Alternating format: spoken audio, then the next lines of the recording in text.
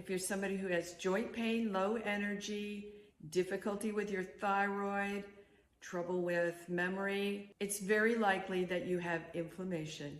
I'm going to show you the exact foods I buy on an anti-inflammatory grocery haul. We're not looking for perfect, we're looking for better each day. So not perfection, just small, healthy choices in the right direction. You can see I have reds from the tomatoes, the strawberries, the raspberries, the peppers are partly red there. There's cranberries in some of that chopped salad. All of those reds are excellent for everybody in terms of anti-inflammatory compounds. Then the dark leafy greens. I have a lot of kale. I've been using that in smoothies every day, about a half a pound a day. And the dark leafy greens just are a powerhouse of really good anti-inflammatories and antioxidants. So clearing some of those harmful substances from our body, that's what we talk about when we're talking about detoxifying or removal of oxidation products in the body. So if you can see over on the left, I have wild blueberries. They're frozen. You can see that, wild blueberries. They're frozen. I also got some strawberries and raspberries. Those are powerhouses, again, in tiny little packages, not high in sugars, and really good at helping lower inflammation. We've got our deep green peppers, some green beans, some zucchini, the cucumber. Because I'm buying it organic, I'll go ahead and use the peel on the cucumber, deep green, some onions, snap peas in the middle there. Anyway, all of those deep green vegetables, again, just powerhouses to be able to help you lower inflammation. We have mushrooms, and I separated them here a little bit, but they should be together. They are organic, but you don't have to buy organic mushrooms. In fact, you don't have to buy organic of any of these things. You just need to be eating them so that they can still work for you to lower inflammation and help you remove harmful substances from your body. We talked about the colorful fruits and vegetables here. Now let's go on to the different things that help us remove harmful chemicals, and we would call them antioxidants. But these are actually help with the detoxification process in your body, removal of. They are going to be three different groups: cruciferous vegetables, cabbage, broccoli, cauliflower, etc. They are going to be onion type things. Onion and garlic are the biggest ones, but also green onions, leeks, shallots, chives. Those also help us detoxify in a different way in our body than the cruciferous vegetables.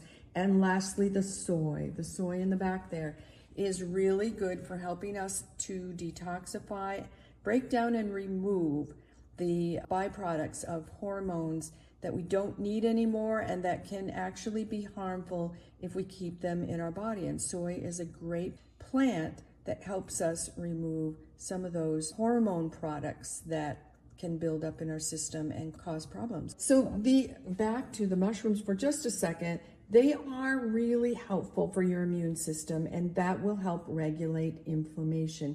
Even though they're not colorful, they're also really safe to buy, non-organic, because they're not grown with pesticides. Any of these foods, if you can only buy them in a non-organic form because that's all you can find in your area, or because that's all that you can actually afford because they can be very expensive, then go ahead and do it and let them work for you in your body. Don't hesitate to do that. I didn't buy any nuts or seeds this time. They are really, really good at helping to regulate inflammation in the body. And I didn't buy them because I have so many in my cupboard right now. So that's why they're not on the list. But we will go over these few things that are anti-inflammatory. These teas, hibiscus, peppermint, chamomile, anti-inflammatory, antioxidant, great teas to be having. The spearmint and the peppermint both have rosmarinic acid, which not only is it anti-inflammatory, but it's calming, as is the chamomile.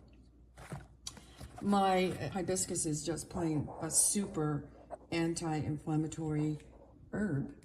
The chamomile, honey vanilla chamomile, my husband decided to buy this. He really likes the idea of these flavors, and it has some very good things on the label.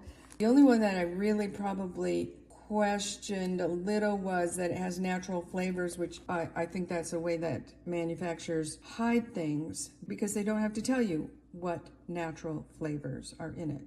So interesting, but he will get the benefit from all the other things in it, and it's a really good place for him to start. He also bought a couple different breads. He did tell me he tried the honey, oat, and nut, and he couldn't taste any honey, but it's got a nice label on the front, honey, oat, and nut. What I'm getting him to do more these days is read the actual ingredient label, because it's got a lot of stuff, some of which he may like and some of which he doesn't know what it is. And as he starts to read labels a little bit more, he starts to get just a little bit more discerning about what he wants to eat. And sometimes what he thought he wanted to eat will go back on the shelf. These have a little bit of fiber in them, both of them, one a little bit more than the other, a little bit of protein in them also. He really likes these chopped salads, and I really think they're great for people starting out when they want to eat some of these really great vegetables, and they may not want to buy a whole lot of any one of them, but just this mixture of broccoli, green cabbage, kale, Brussels sprouts. Pepitas are pumpkin seeds. Radicchio is a red kind of cabbage. It's great. And cranberries, great for helping us prevent certain types of cancers from growing. So those are really good choices to start out with. He used to use the dressing all the time. Now he only uses it once in a while if he doesn't have any honey mustard dressing that he's made for it. So you can always make your own dressing, but this is a really easy way to start. Nice, quick salad. I want to just recommend that to people. I did buy for myself some Ezekiel bread. This is made without any flour, so all of it is whole grains, and they're sprouted, so they're a little bit easier for your body to process, but it is not a flour and has a lot of fiber in it. And it also has lentils and soybeans, which are very high in protein and great for helping you to detoxify. This particular bread has 4 grams of protein for a slice and 3 grams of fiber, so it has a little bit of fiber, and no saturated fat or trans fat in it, so that's really nice to know. It does need to be kept in the freezer because it doesn't have preservatives. I wanted to say one last thing, and that's about the fiber in this. Fiber is found in plants, so fruits, vegetables, nuts, seeds, grains, etc. It is not found in animal foods, and fiber goes to your gut, and your gut bacteria use it for food. So it helps you maintain a healthy gut bacteria balance because fiber is their food. So it's found in all of these things, and we want the gut bacteria to break it down and feed on it so that your gut just becomes healthier and healthier. Next video for this series is how I'm going to use the 3 main foods I'm going to use to lower inflammation in my body. And lastly, the last video will be a healthy meal that you can prepare that's quick and easy at the end of a long, tiring day. So I will see you in the next video. Share it if you haven't already with somebody that it could benefit. And like and subscribe if you haven't, and we'll see you soon.